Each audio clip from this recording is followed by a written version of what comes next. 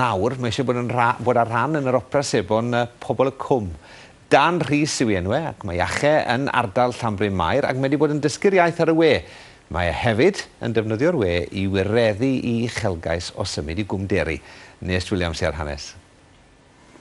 Shwmai, Dan Rhys ydw I. Dwi wedi gwneud yr fideo yma I chi am un reswm. Fy fasai'n breuddwyd mawr I fi, I ymddangos ar Pobol y Cwm, a siarad yr un iaith oedd fy cynadau'n siarad nifer o mlynedd yn ôl pan oeddwn yn byw yn Llanbryn Mair. Nid cais cyffredin am ran mewn opera sebon mo hwn.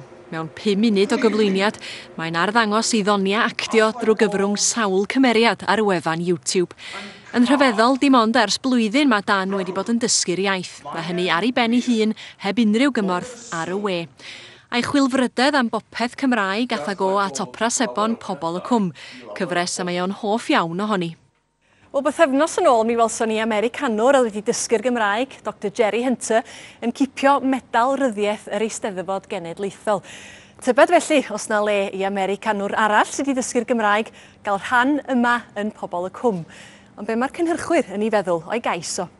Mae'n grêt bod Pobol y Cwm wedi ysgogi rhywun falle I dysgu Cymraeg a bod wedi wneud ni mewn amser gymharol fyr. Mae hefyd yn dystiolaeth i ni bod drwy'r datblygiadau digidol bod Pobol y Cwm yn cyrraedd nid yn unig Lloegr a'r Alban, ond hefyd America. Felly mae'n grêt i'r gyfres a llongyflliadau mawr I Dan am lwyddo I ddysgu'r iaith a yn sicr newn ni edrych ar ei glyweliadau. Hoffet ti ddiod? Der ymlaen. Mae dros 1,500 o bobl eisoes wedi gwylio I gyfweliad ar y we. A'r cynhyrchwyr rwan yn ystyried I gais o ddifri, efallan wir y gwelwn ni Dan yn y deri cyn bo hir. Tybed, ei prif stori ni heno.